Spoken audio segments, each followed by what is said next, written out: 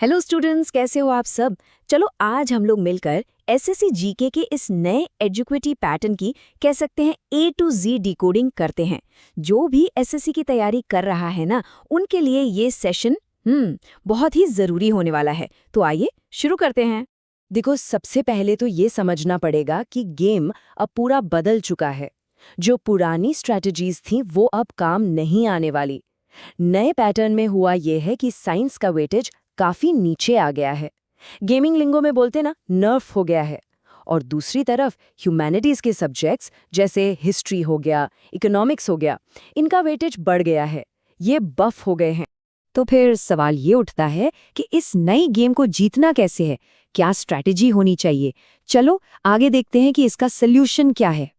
Strategy का सबसे पहला और सबसे सबसे इंपॉर्टेंट स्टेप है बिग फोर को इक्विप करना। समझ लो कि ये 4 सब्जेक्ट्स ही हैं जो अब इस एग्जाम की पूरी फाउंडेशन, पूरी नींव हैं।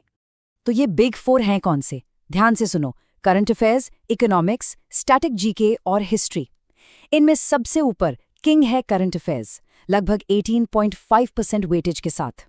और उसके ठीक पीछे पीछे बाकी तीनों हैं, इकोनॉमिक्स, स्टैटिक जीके और हिस्ट्री। बस यही 4 सब्जेक्ट्स हैं जो पूरे जीके सेक्शन का बेस बना रहे हैं। अब इसका मतलब क्या निकलता है, सोचो जरा। सिर्फ इन 4 सब्जेक्ट्स पे अच्छी पकड़ बना ली ना, तो जीके सेक्शन के 60 से 65% क्वेश्चंस आपकी मुट्ठी में है। मतलब 25 में से सीधे सीधे 15 से 16 सवाल सिर्फ इन्हीं 4 सब्जेक्ट्स से। समझ आ रहा है कितना बड़ा गेम चेंजर है ये? तो चलो अब एक एक करके इन हेवी हिटर्स को डिटेल में देखते हैं। पहले शुरुआत करते हैं हिस्ट्री से और समझते हैं कि इसको आखिर पढ़ना कैसे है, वो भी स्मार्ट तरीके से। देखो, हिस्ट्री को लेकर ना हम सब एक कॉमन मिस्टेक करते हैं। हम उसको क्रोनोलॉजिकल ऑर्डर में पढ़ने लगते हैं, एंशिएंट से शुरू, फिर मेडिवल, फिर मॉडर्न। लेकिन नए पैटर्न के हिसाब से ये स्ट्रैटेजी बिल्कुल गलत है। सबसे ज्यादा वेटेज, पूरे 38.4% का, वो है मेडिवल हिस्ट्री का। उसके बाद नंबर आता है एंशिएंट का और सबसे आखिर में मॉडर्न हिस्ट्री।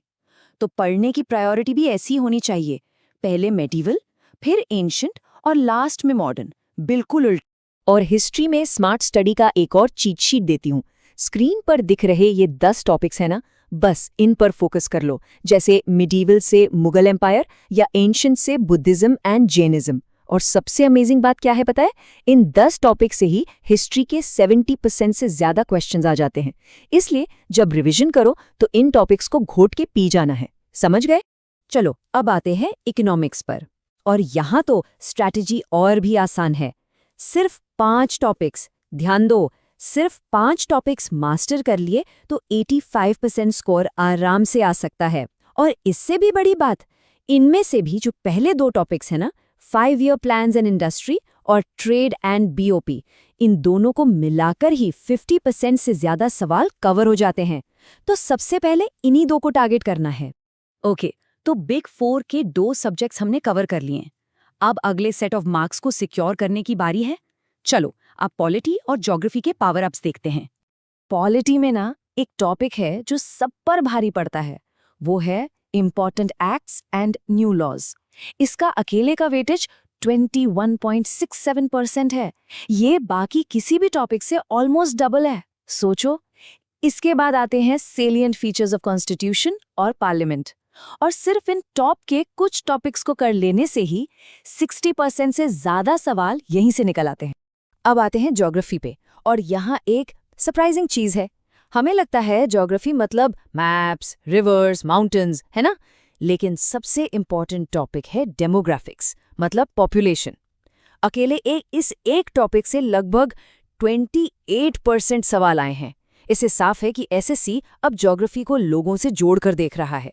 इसके बाद मिनरल्स और ट्रांसपोर्ट जैसे टॉपिक्स आते हैं। ओके, अब आते हैं साइंस पर। याद है हमने शुरुआत में बात की थी, इसका वेटेज कम हो गया है, नर्फ हो गया है। तो इसको हम पढ़ेंगे एक स्पीड रन की तरह, मतलब कम से कम टाइम में स्मार्ट चॉइसेस लेकर जितने मार्क्स निकाल सकते हैं उतने निकालेंगे।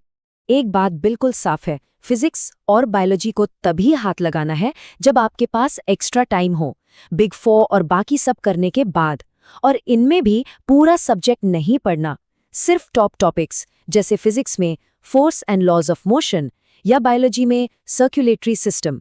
बस इन टॉप टॉपिक्स को कर लेने से ही इन सब्जेक्ट्स का 70-75% हिस्सा कवर हो जाएगा, वो भी बहुत कम टाइम। और अब इस गेम का स्किप बटन, ये है केमिस्ट्री। इसका वेटेज पूरे जीके सेक्शन में सिर्फ 1% है। इतना कम कि पिछले कुछ एग्जाम्स में कई शिफ्ट्स में इससे एक भी सवाल नहीं आया। तो अगर टाइम कम है तो इस सब्जेक्ट को आप आराम से सेफली स्किप कर सकते हैं। इससे आपका सबसे ज्यादा टाइम बचेगा। तो ठीक है, हमने सारे सब्जेक्ट्स की अलग अलग स्ट्रैटेजी देख ली। अब इन सब पीसेस को एक साथ जोड़कर एक फाइनल विक्ट्री रोड मैप बनाते हैं। पूरा प्लान एक जगह। ये रहा आपका complete 6 step victory road map. Step 1, big 4 को इक्विप करो। स्टेप 2, हिस्ट्री को मेडिवल से शुरू करना है, मॉडर्न से नहीं। स्टेप 3, इकोनॉमी और पॉलिटी के इंजन को फुल स्पीड में आगे बढ़ाना है। स्टेप 4, ज्योग्राफी में डेमोग्राफिक्स यानी पॉपुलेशन पर फोकस करना है। स्टेप 5, अगर टाइम बचे तो ही फिजिक्स और बायोलॉजी का स्पीड रन करना है। और आखिरी स्टेप 6, एग्जाम के फाइनल बॉस से भिड़ने से पहले केमिस्ट्री को स्किप कर देना है। तो पूरा प्लान क्लियर हुआ? अब समझ आ रहा है ना कि किस सब्जेक्ट को कितनी वैल्यू देनी है, कहाँ से शुरुआत करनी है। ये रोड मैप फॉलो करोगे ना तो एग्जाम क्लियर करने में बहुत हेल्प मिलेगी। चलिए, थैंक यू फॉर वॉचिंग। अगर आपको ये पूरा एनालिसिस हेल्पफुल लगा हो तो चैनल को सब्सक्राइब कर लीजिए, क्योंकि आगे हम करंट अफेयर्स और स्टैटिक जीके पर भी ऐसे ही डीप एनालिसिस लाते रहेंगे। मिलते हैं अगले सेशन में। Bye bye.